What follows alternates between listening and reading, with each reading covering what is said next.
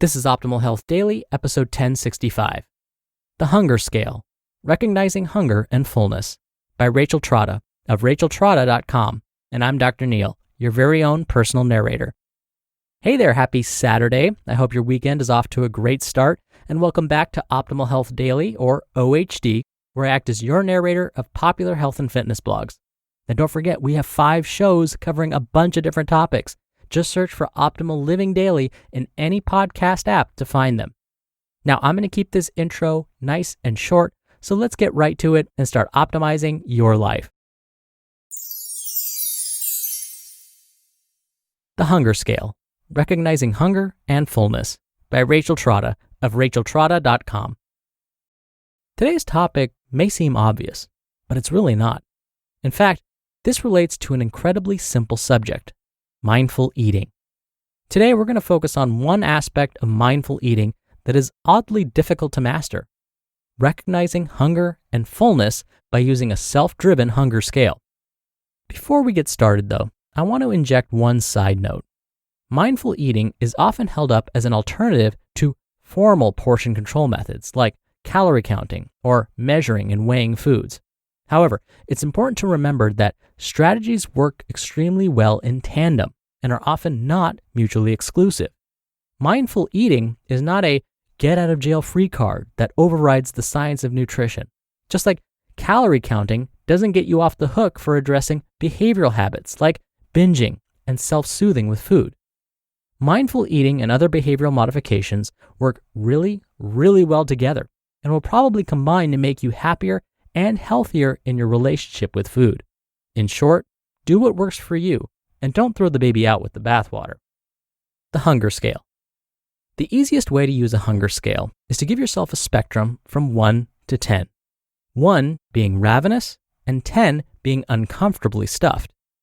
A good practice on any given day is to not let yourself get hungrier than a 3 and not fuller than a 7. If you want to be even more moderate, you could set up an expectation of staying between 3 and 4 on the bottom end and 6 at the top.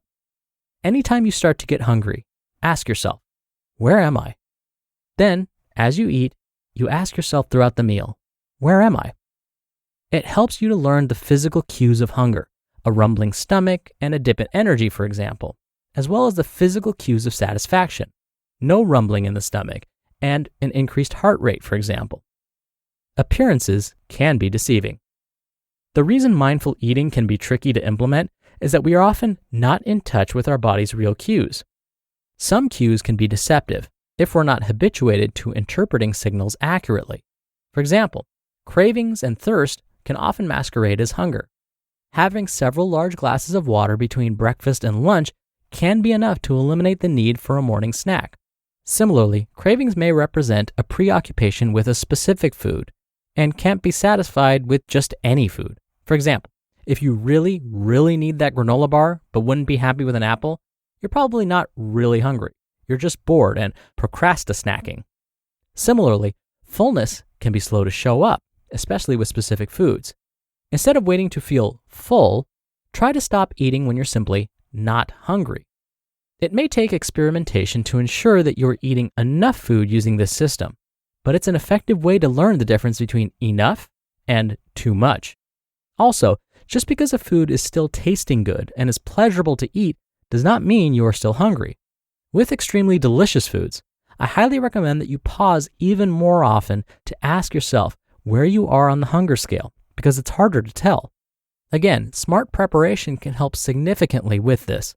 Packing a well-portioned lunch is key to promoting healthy eating habits. It's a great start, but be sure to practice mindful eating while eating your healthfully prepared lunch.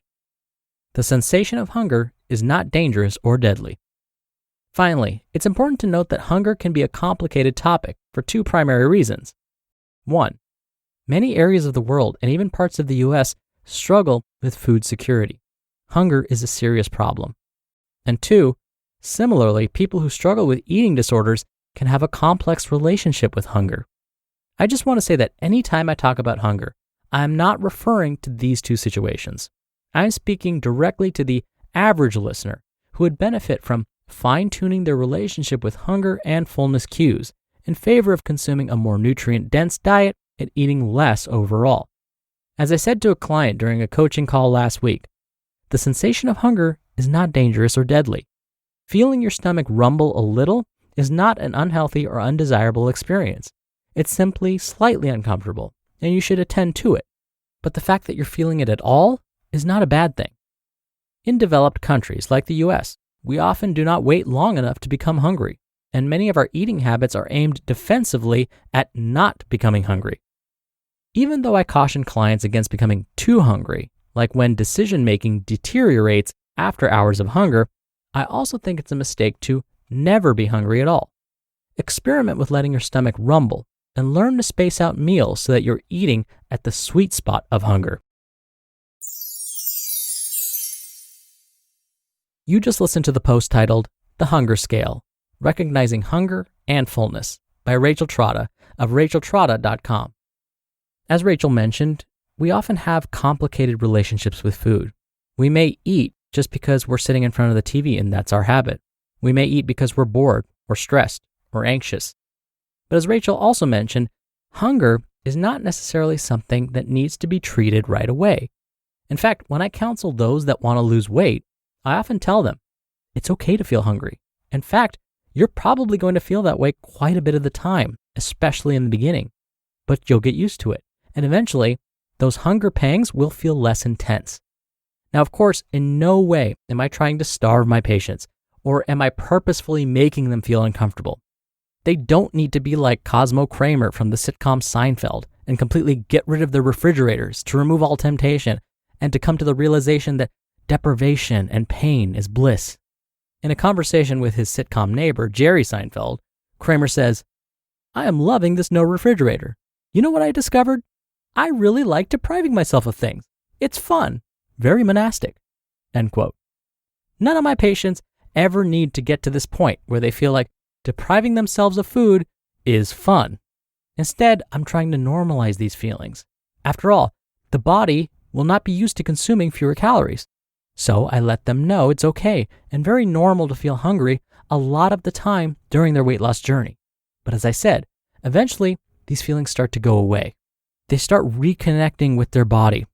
They listen and hear their body's hunger signal and now know how to effectively cope and deal with it. Oh, and you might be wondering, whatever happened to Kramer from Seinfeld and his no refrigerator experiment? Well, like most of Kramer's schemes, it failed miserably. All right, that'll do it for me for today. I hope you have a great weekend if you're listening in real time, and I'll see you back here tomorrow for the Sunday show and where your optimal life awaits.